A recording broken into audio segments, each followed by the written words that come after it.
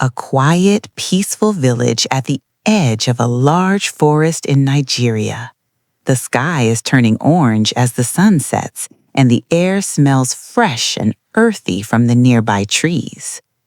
Ifeanyi, a strong young man in his early 30s, is standing near the edge of the village, staring at the forest ahead.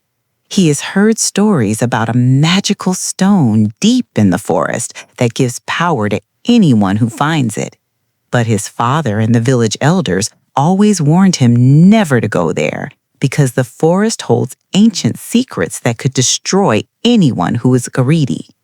However, Ifeanyi, filled with ambition, feels like he must go. The temptation is too strong.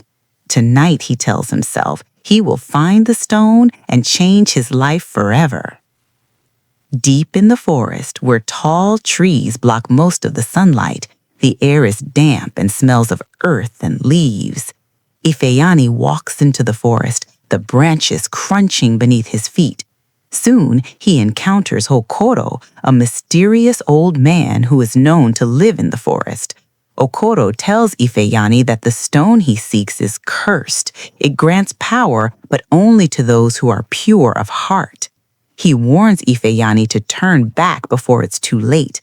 But Ifeanyi, eager for power, does not listen. He convinces himself that he's different, that the stone will make him great. Okoro sighs deeply, his eyes full of sorrow, but he says nothing more. He just watches Ifeanyi continue his journey. There is a secret clearing deep in the forest where the air feels heavy and the trees seem to whisper secrets. After hours of walking, Ifeanyi finally finds the stone, a large glowing rock sitting on a bed of moss. It pulses with light, and the air around it feels charged with energy. Ifeanyi can feel its power drawing him closer. He reaches out with shaking hands and touches the stone. The moment his fingers make contact, a surge of energy flows through his body. He feels stronger, faster, smarter, like he could conquer the world. But as the stone's power courses through him, he feels something else, a dark hunger, a craving for more. The village square, where life is usually peaceful and full of laughter. The sun is bright and the air smells of fresh crops. Ifeanyi returns to the village, but now something is different about him. He's no longer the humble young man he once was. His body is stronger, his eyes sharper, and his voice louder. He demands respect from the villagers, telling them to work harder and give him more. The elders, noticing the change, warn him that greed is a dangerous thing. But Ifeanyi doesn't listen. He wants more. He wants everything. The villagers, once loyal and trusting, now fear him. Right in the village's sacred shrine, deep in the forest, the air smells of incense and flowers, and the place is always peaceful.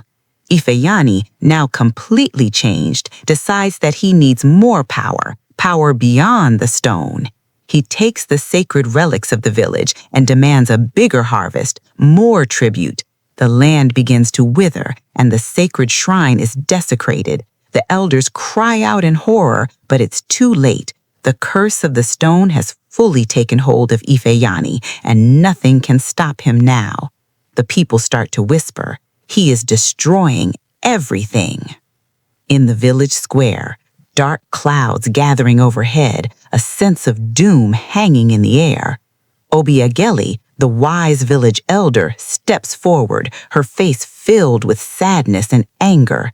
She warns Ifeanyi that the stone has cursed him and that he has destroyed his own bloodline.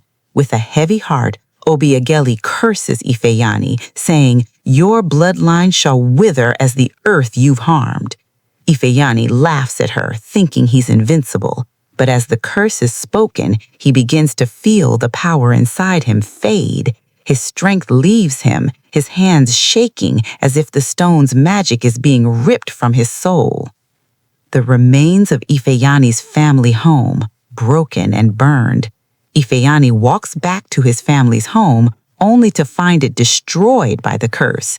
His mother has passed away and his younger siblings have vanished. The earth is barren and no crops grow. Ifeanyi is alone, his power gone, his heart heavy with regret. His actions have led to the end of his family line, and he realizes too late that his grief has destroyed everything. Right in the forest where Ifeanyi first found the stone, now silent and still. Broken and humbled, Ifeanyi returns to the forest. He kneels before the stone, returning it to the earth and begging for forgiveness. As he does, the land begins to heal. New life sprouts around him. The curse starts to lift, and the village slowly begins to thrive once again.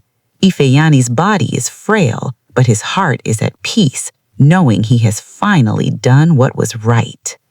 The village square, now vibrant and full of life. The crops are growing again and the villagers are smiling. Years later, the village is thriving once more. Ifeanyi, now an old man, is remembered as a cautionary tale. A young child plants a tree in the village square in honor of the lessons learned from Ifeanyi's life about greed, humility, and redemption.